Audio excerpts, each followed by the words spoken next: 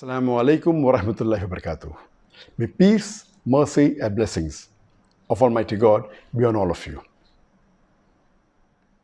In the last 24 hours, I and my PR have been approached by scores of journalists and media houses regarding the statement made by Sheikh Yasir Qadhi, a renowned Naik from USA, on his social media accounts regarding myself, whether these statements are true or not.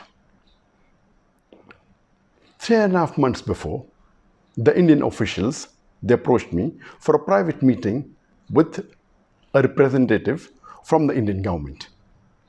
And when he came to Putrajaya in the 4th week of September 2019 to meet me, he said that he is coming after personally meeting and under the direct instructions of the Prime Minister of India, Narendra Modi, and the Home Minister of India, Amit Shah.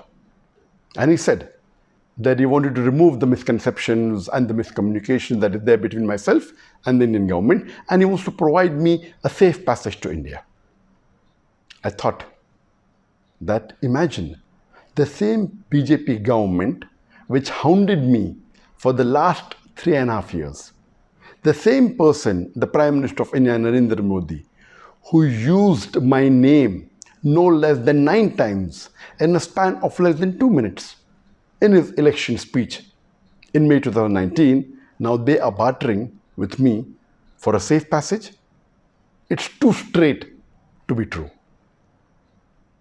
And he said that he would like to use my connections to better the relationship between India and the other Muslim countries.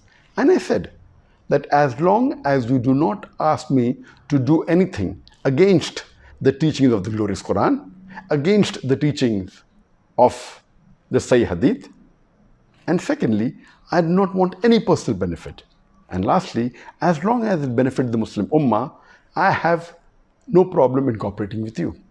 And the meeting lasted for several hours. And then he told me that he wanted me to support the BJP government when they revoked Article 370 in Kashmir. And I flatly refused. I said, according to me, revoking Article 370 in Kashmir is unconstitutional and it is taking away the rights of the people of Kashmir. I cannot support an act of injustice, and neither can I betray the people of Kashmir. And when he realized that I will not support any act of injustice, he said that he has no problem even if I speak against any agencies of India, whether it be the NIA, whether it be the ED, whether it be the police, but I should not specifically speak against the BJP government and against Narendra Modi. And I told him that according to me, the NIA, the ED, they are not to blame. They are just following their political bosses and they're being forced to do what they're doing.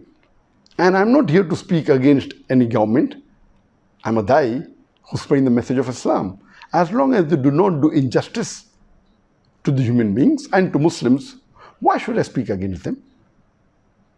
And lately, on the 17th of December 2019, I gave a press statement against CAA, the Citizen Amendment Act, and which was published in the media. When I heard statements and I saw on the video statements of many Muslim leaders in India when they're openly and completely supporting the BJP government when they revoked Article 370 in Kashmir, I thought to myself, how can a Muslim who has the basic knowledge of Islam do this? Some of them supported the NRC in Assam. Some went to the extent of saying that NRC should be done throughout India.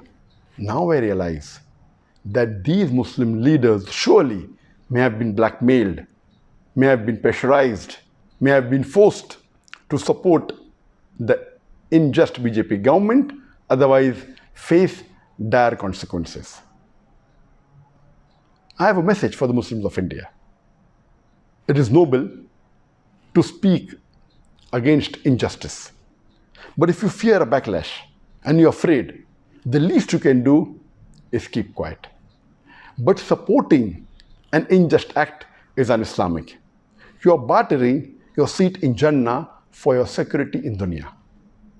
Allah says in the glorious Quran, in Surah Az-Zumar, chapter number 39, verse number 36. Is not Allah enough for His servant? But yet they frighten you with others besides Him. Wa akhiru da'wana alhamdulillahi rabbil alamin.